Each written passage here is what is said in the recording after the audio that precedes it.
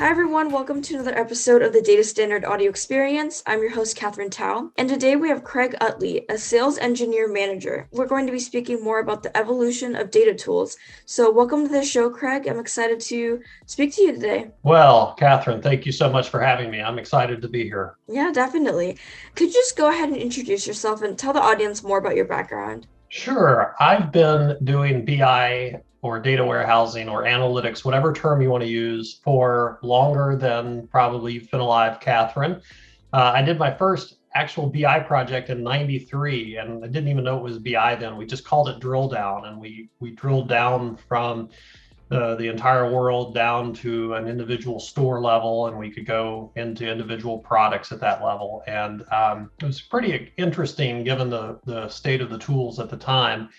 And since then, I've been focused on BI for most of my career. I spent a lot of it as an independent consultant. I did work for Microsoft for a while as well, focused on BI with some of their biggest customers.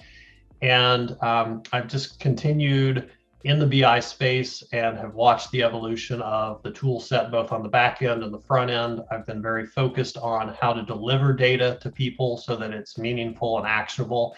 And really excited to be here and talk about what's happened and where we're going in the future with this technology. Yeah, definitely. And just data tools in general and just technology in general has really advanced as the years have gone by. And today, the big topic is just about the evolution of data tools and how they've changed over time. So, how have data tools improved at really detecting and joining data to support the prediction and detection over all of these past years? Well, some of it is a hardware issue. Hardware has gotten better. It's much faster. Storage density has increased tremendously. So when I first got involved with BI, it was, well, we've got millions of records, and now, billions is what's normal. And I remember working with a company, and they go, well, we've got a terabyte of data we have to analyze. And that seemed so huge at the time. And now I have 2 terabytes in my Dropbox storage. I mean, it's incredible, the growth. So a lot of it is the faster hardware and better storage density have enabled us to analyze much larger data sets. But in addition to that, the software has gotten so much better as well. So part of that is we have better visualization and better tools for manipulating the data and being able to analyze it. But the algorithms are improving all the time.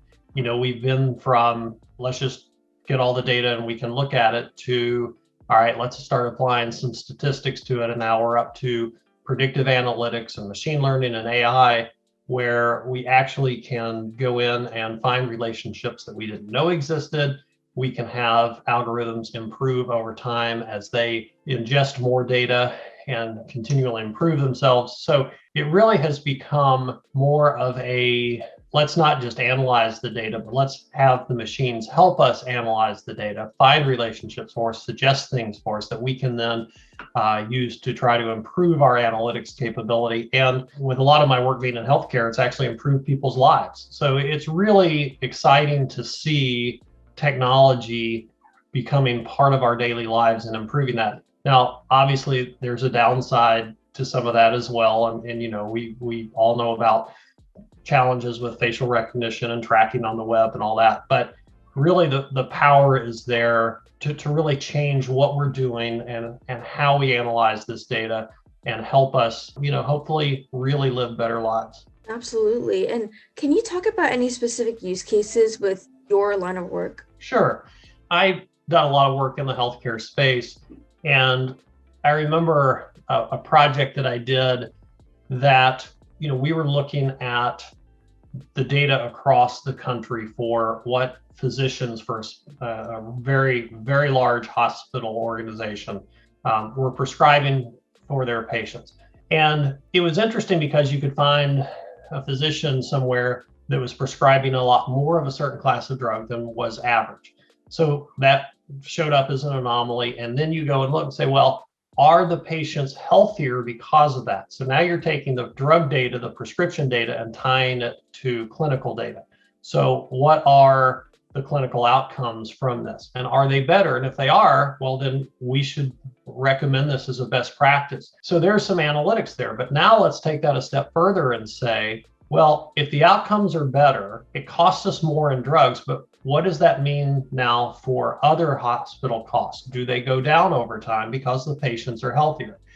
And therefore, we can start recommending this as a better course of treatment for these particular illnesses with this set of drugs.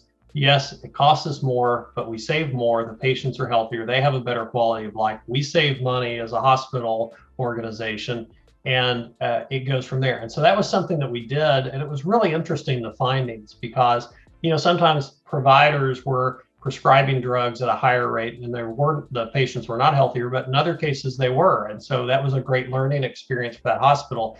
And they could disseminate that information to all the physicians and say, hey, we have a recommendation for these illnesses. This set of drugs seems to make the people healthier, better for the patients and better for the hospital too, because in the end, they ended up saving money on that. Yeah, and that's a great outcome for your line of work with all the data that you were able to work with. And throughout all of your just career, can you recall any big challenges that you had to face, and how were you able to overcome these challenges?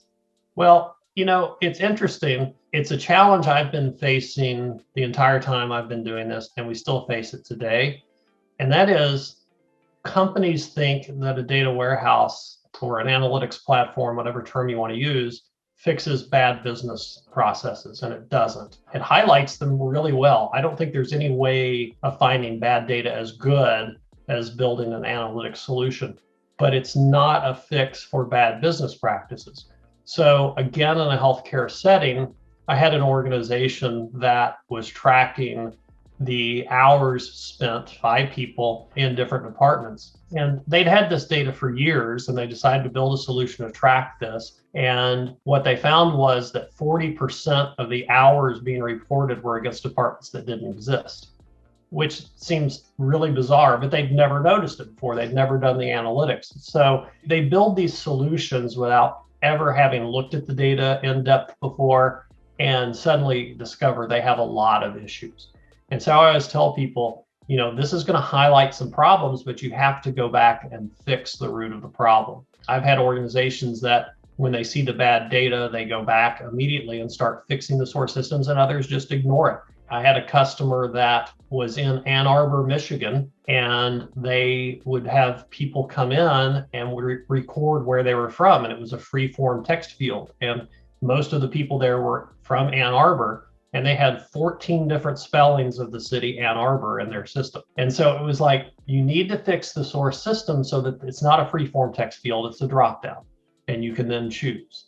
That's a simple fix. They wouldn't do it though. They're like, oh, it's too much work, And so now we're sitting there looking at, okay, how do we map all these misspellings of Ann Arbor to one value that is really the name of the city?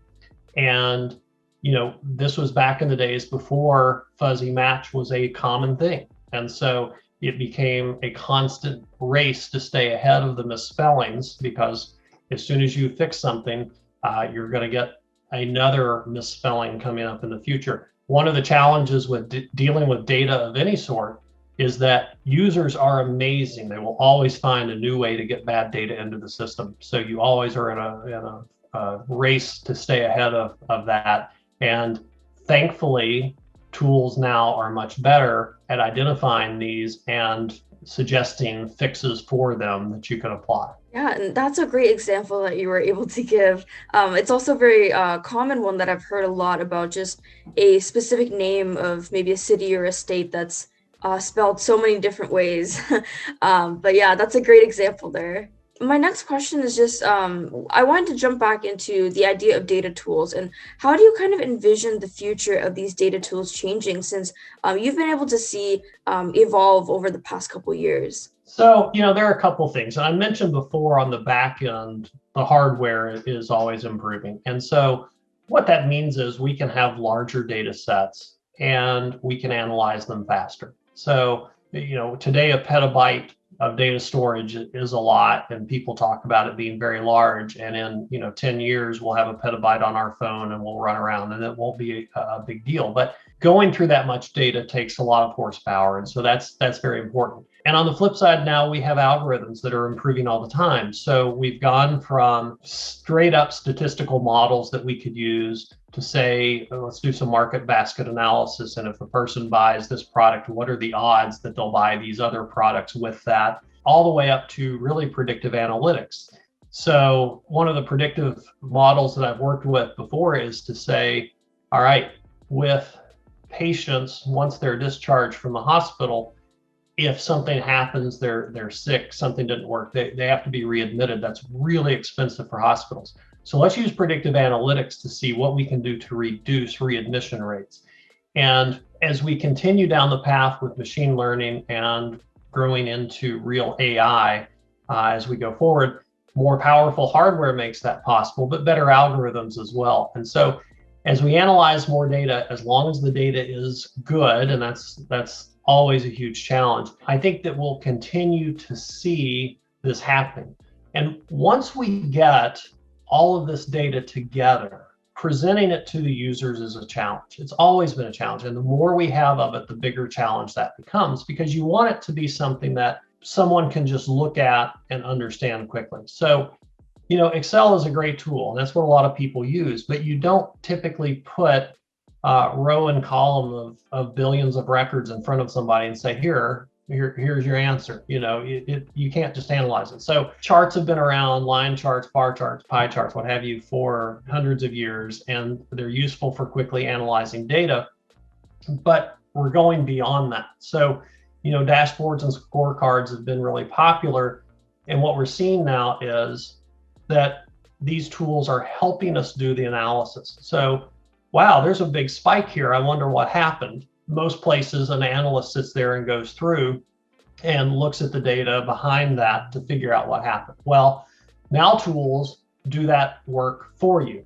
They can analyze that and return, hey, here were the three main drivers behind that. And here's the percentage impact that these three had on this outlier of data. And they're doing it a lot of times in a natural language way. So they're giving you a description in a language, English, Spanish, what have you, that explain here's what happened. And that natural language is really important because now it does some of the analysis for you. You can look at it, it writes it in English, and that's what a lot of people consume. They don't want to necessarily see a grid full of data. They don't want to necessarily see a chart, although that's helpful sometimes. But here's a description in 3 bullet points of what drove that. And that natural language is really important. It's becoming incredibly popular, and it's really what's driving a lot of things because that's how people actually consume data. If I can sit there and read 3 bullet points on why we had such a spike in a particular number last month, then that's a lot easier for me than having to go in and figure it out for myself. And so this sort of intelligence that is being built into products today is having a massive change on the way people consume, analyze, and understand what's really behind all this data. And as that data volume grows, that kind of internal analytics built into the products and turning that into a natural language description it's going to be invaluable to people in order for us to understand what's really happening. Yeah, great explanation there. And thank you. I wanted to say thank you so much, Craig, for joining us today at the Data Standard. We're trying to build a community where everybody can just network with each other and collaborate. So what is something the community could do for you? Well, I love data. I've loved it for many, many years. It's one of those things that I think is invaluable to companies, and companies want to be data driven. I don't want to take out the human equation at all. I think people are incredibly valuable and what drive businesses, but having good data allows you to make good decisions on what to do. So anything in the community, ideas on how to better use data, consume data, and be able to analyze it quickly and provide it to people in a way that's understandable is really important to me. So ideas in the community around that are really critical, and advancements in what we do. Machine learning and AI are becoming real buzzwords, but they're more than just buzzwords. They're real technology, and as algorithms improve, I'm always wanting to learn more and sharpen these skills. Love working with people on these projects and really enjoy learning more about what we can do. So, any kind of collaboration, I just think is really important. Networking opportunities, love meeting people and talking about these technologies. It's really a passion and something that I've done for many years and enjoyed a lot. Yeah, that's great. And I'll make sure to connect you with some people from our community after this call. That'd be Yeah. great. I would enjoy that. Yeah. And where can everyone find you online just to connect with you? Yeah, so I'm pretty much a LinkedIn person. I just look up Craig Utley on LinkedIn, and you'll find me there. And I've been in leadership roles mostly lately, and I enjoy that. But I'm still heavily involved in the data side all the time, and really do that. So LinkedIn's the right place. I've got some YouTube videos, but they're old. They're from like 2008 now. So and that was specifically on Microsoft technology, and I'm more Microsoft or more technology agnostic because I deal with all kinds of data and databases and structures, and that's all. It's always evolving and always changing. So LinkedIn's really the place to find me. I don't tweet and haven't been active on YouTube in a long time, but feel free to have people connect with me on LinkedIn. Always happy to make connections. Yeah, perfect. And to our audience, for more information on the data standard, you can find us at www.datastandard.io. Thank you so much, Craig, for joining us. It was such a pleasure to have you on the show. Catherine, thank you so much for your time. I really enjoyed speaking with you, and always happy to talk about these topics.